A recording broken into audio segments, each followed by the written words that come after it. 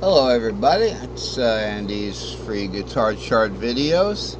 Andy here, and welcome to my Facebook friends and YouTube subscribers and anyone else who is interested in learning more about the guitar from a kind of complicated approach, but it really makes it easier. The more versatile the system is, the easier it can become once it's implemented. So I wish I had kind of got that with the programming language, C programming language. It was a little too versatile for me and abstract, and I never really grasped it, even though I took a graduate class in it and was given a B in it. You have to experience something and to learn it. You know, you can't just have somebody give you a good grade in it.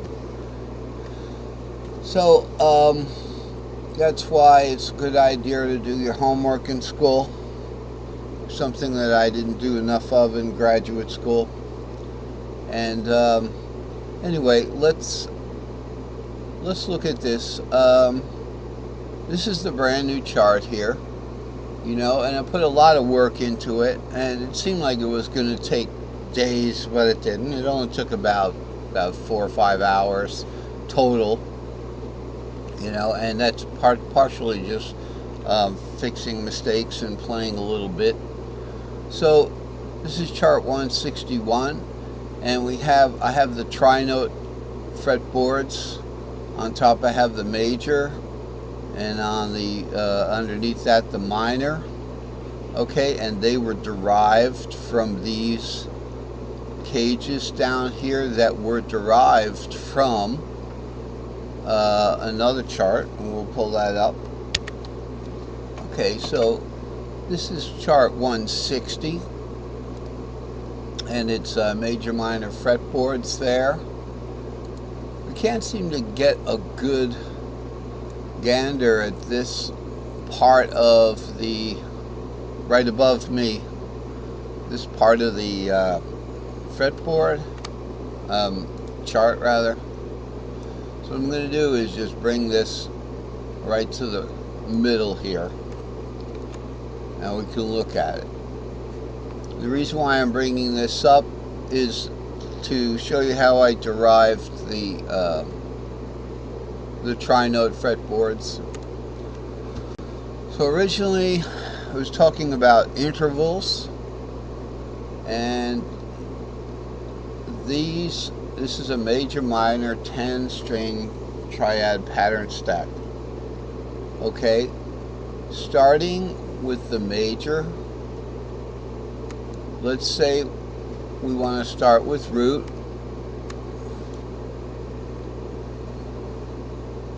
So each one of these kind of long looking frets, it's just almost if the whole pattern was done in something like the first or second fret. So way down here in the open chord zone, you know, that's about the length of the frets. They're pretty long. And so the notes that would sit in back of them, say the note labels that sit in back of them that would occupy that space, would be kind of long and slender like this. So what I decided to do, what I realized was that if we're just doing arpeggios,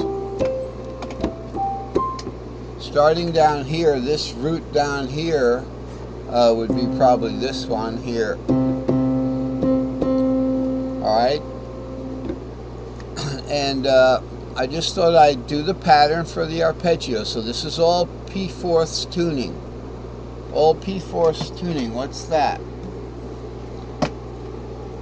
It has nothing to do with whether I'm putting a capo on here or not. I'm just putting the capo on because my guitar is down tuned. It's down C tuned. Okay, I think that's what they call it. But it is a C instrument.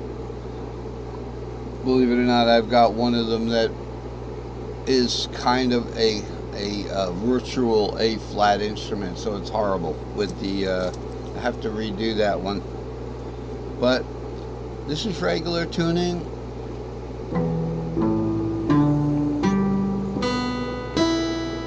Okay, and P4 tuning would be just like this.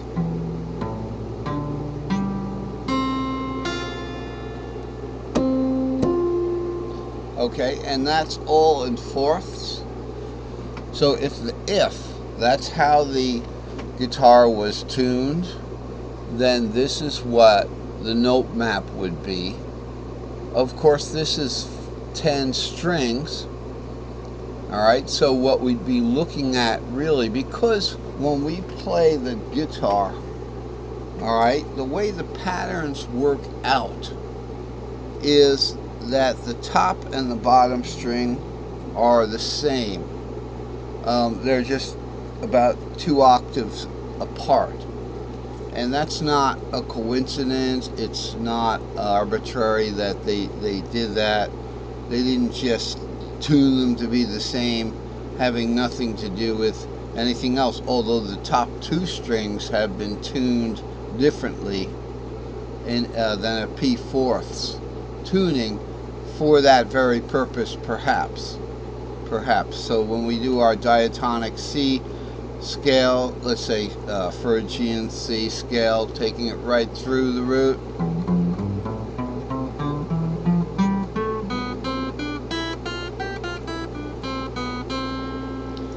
that tuning has brought to us the top 2 strings being tuned differently. So yeah, it could have been intentional, but the way the patterns work out from there, the top and the bottom strings are the same, just different by 2 octaves.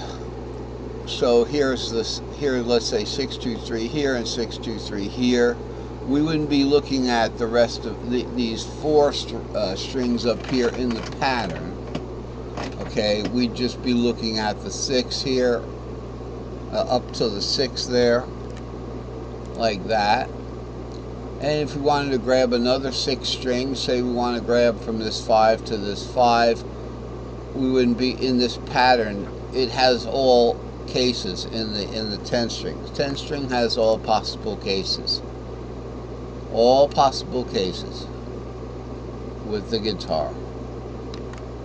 So we'd be looking at a 6 string 5 to 5, and then of course we would bring this part over like this.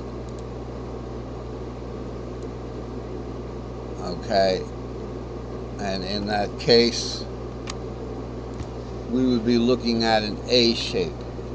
I can tell just by looking at it because this 5 E is the 5th of A. Minor or whatever, but major. It actually starts down here.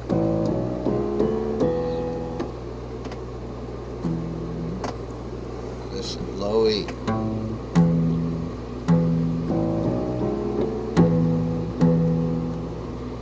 And that's an interesting thing we're going to learn today, is about looking at a note and then assigning it a different scale degree, which puts it into a different key. Okay, so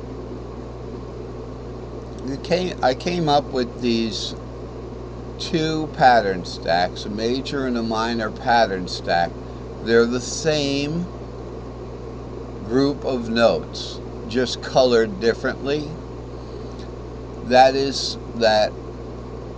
So I noticed that the arpeggio for the root arpeggio, root 3 5, root